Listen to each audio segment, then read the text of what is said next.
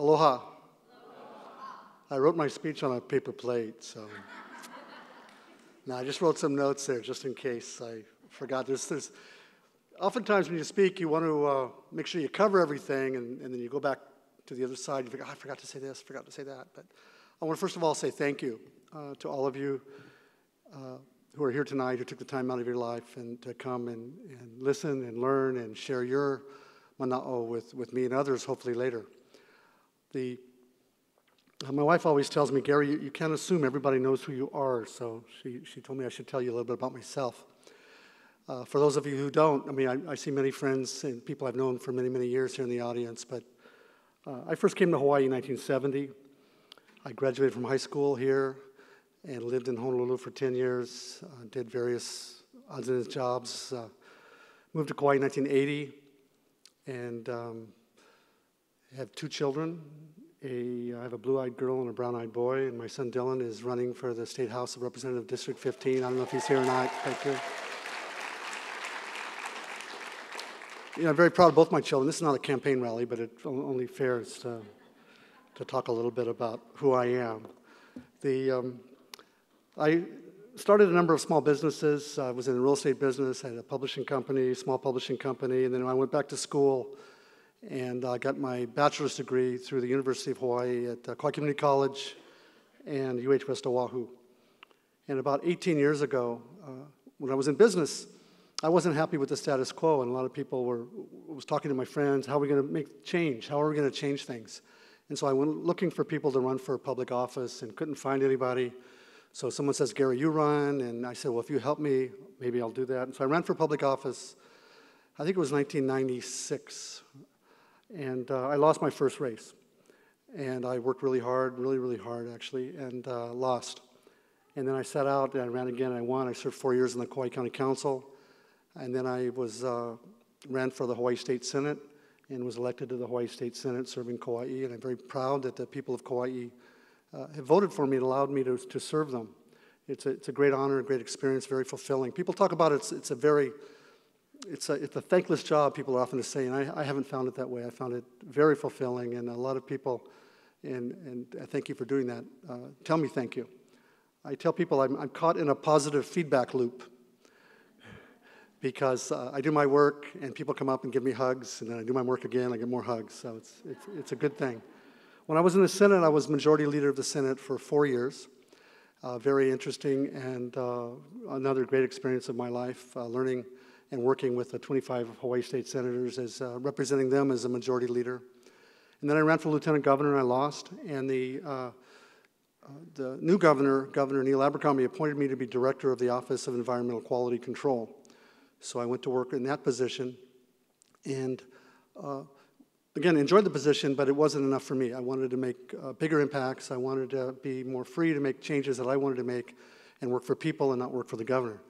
And so I decided, for many reasons, to come back home because I'd been commuting a lot, and I ran for the Kauai County Council, and again, I'm thankful to be elected and to have you elected. There's a saying in politics that no matter how smart you are, no matter how hard you work, no matter how good you are in your heart, you cannot serve unless you get elected. And that's a hard reality. There's a lot of really smart, hardworking, good-hearted people that just, if you can't get elected, you can't serve. There's other ways to serve, but you can't serve in public office. So I'm really thankful for that opportunity. And part of that, when I came back, I never really left. I mean, I left my home here, but I was commuting a lot, living in Honolulu part-time. But when I came back, as I went around the community, it became very clear to me that there were deep concerns in our community about the experimental crops that are being grown and the pesticides that are being sprayed. Everywhere I went, and it wasn't just my North Shore friends. I tell people that.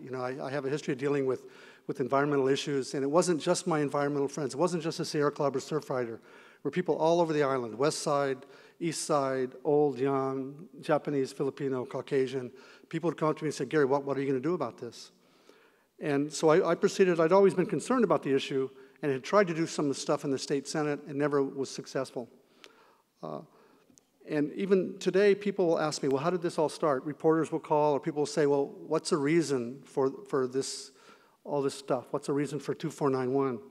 And so when people ask me, I said, when I went around the community, I started hearing stories, from people who were ill, people who live on streets with higher incidence of cancer on their street, they believe. People that feel that their personal illness is somehow caused by the fields that are across the street, by the pesticides that are being sprayed. And as I explored it further, we all know that there are doctors. There are doctors who deliver babies every single day in our community. Not every day.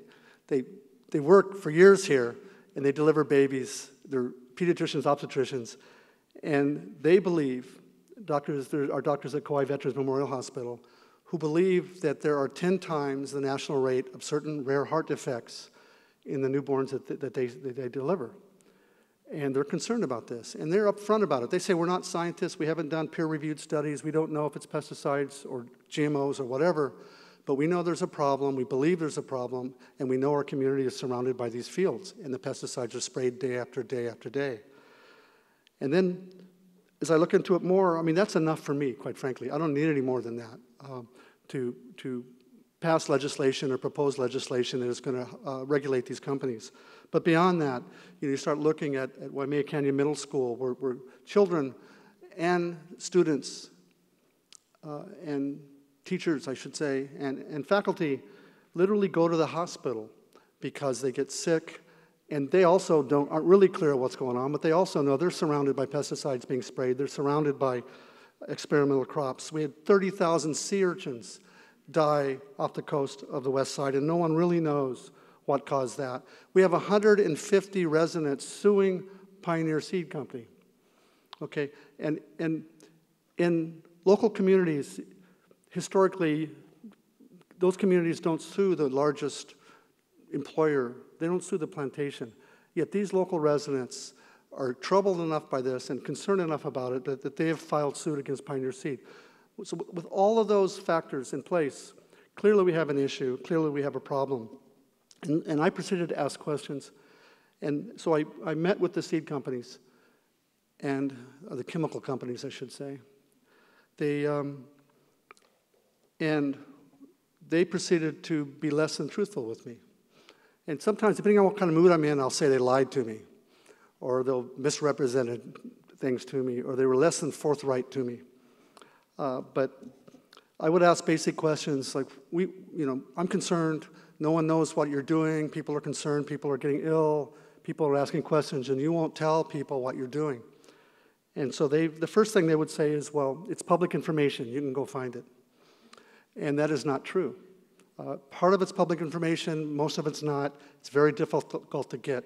It's a kind of a lie that when you go to this crowd probably doesn't do this, but I used to do this. You'd go to 7-Eleven, and you see the little sandwiches wrapped in cellophane. It'll say, made fresh daily. Okay, made fresh in Chicago every day, and maybe you buy it 7 days after it's made, and so technically it's truthful. They are made fresh daily.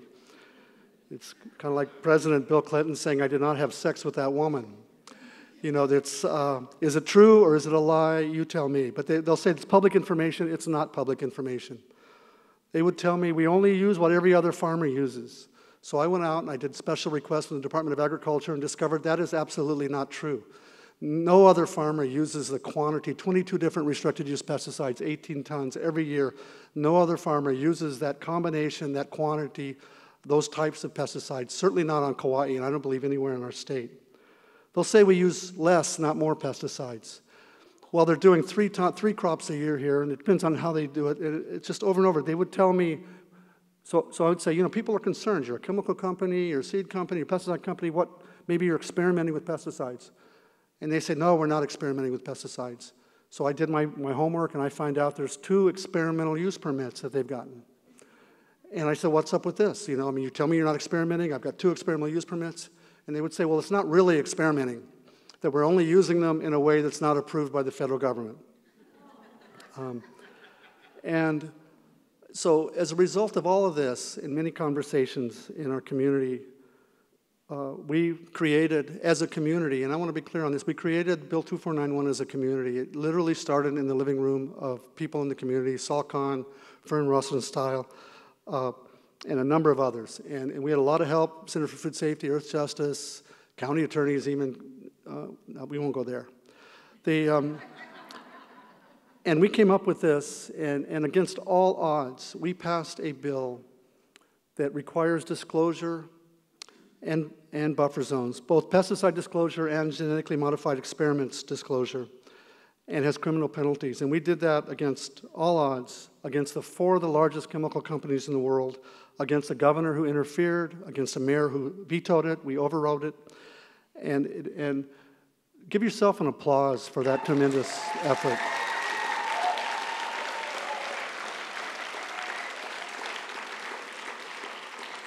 And it is truly a phenomenal feat. I've been doing this, making laws and being in politics for a long time, as I mentioned to you, and I have never experienced, I've been involved in a lot of controversy, a lot of important issues, and this, for me personally, has been the most meaningful one, and I'm most proud of my community and all of you folks out here as a result of this. So we did all this work to protect our community, to protect our health, to protect our environment, and what happens? These companies take us to court. You know, for the large, BASF is the largest chemical company in the entire world, okay? And they're suing you, they're suing the people and county of Kauai for the right to spray poisons next to schools and not tell us about it. Shame on you. Shame on you. That's correct. It's easy to get angry, and I often do when I think about what they're doing to our community and how they're holding us hostage with their money and their power. But we are not giving up, and we are fighting back. And I'm confident we won. The first time we went before the judge ruled in our favor and allowed Earth Justice and Center for Food Safety to represent us for free.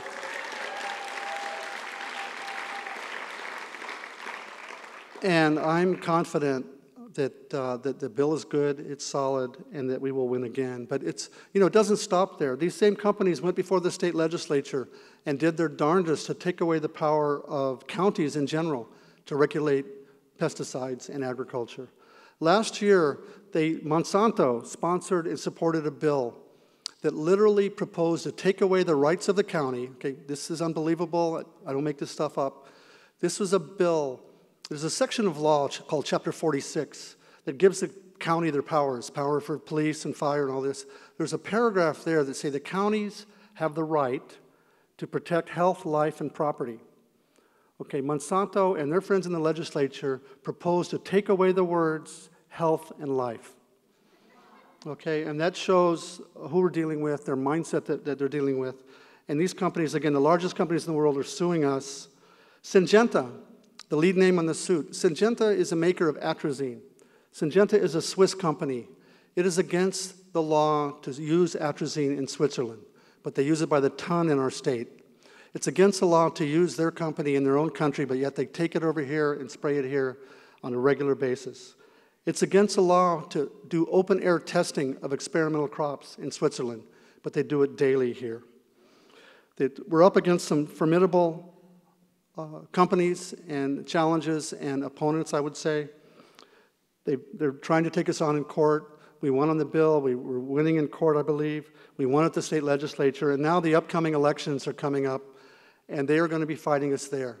They are going to be trying to take out, I suspect, your friends, people that support our worldview, the worldview that I'm talking about here today, people like myself, Mason Chalk, Tim Bynum, and others. They're going to be trying to put their people in, and there's an initiative, a ballot initiative that is going forward. There's Dustin Barker is running for mayor. There's a lot at stake, and we need your help. If we want to preserve our gains, as modest as they are, and move forward to build a better Kauai for tomorrow, we need your help to register to vote and to support candidates who support the world and the future that you want for your children and for yourself. You know, what's this all about at the end of the day? This bill is only disclosure and buffer zone, so why are they trying so hard to keep us from doing this? All we want to know is the truth. All we want to know is what you're using and where you don't use it next to schools, hospitals, and houses. And there's two reasons. One is because if we know the truth, we're going to be really, really mad and upset, and we're going to push even harder. That's number one. But number two, it happened at one of the council hearings, and I'm almost done. I'll wrap up here. One of the council hearings, and it's live. You can watch the video if you go on the council website, or it's on YouTube. One of the executives, I believe it was from Syngenta, I asked him, I was chairing the committee, and I asked him, Mr. Kester, why are you guys fighting so hard with this? Why are you just keep pushing back? It's only disclosure. It's only buffer zone. Why don't you just give it up, let us do our job, and stop fighting?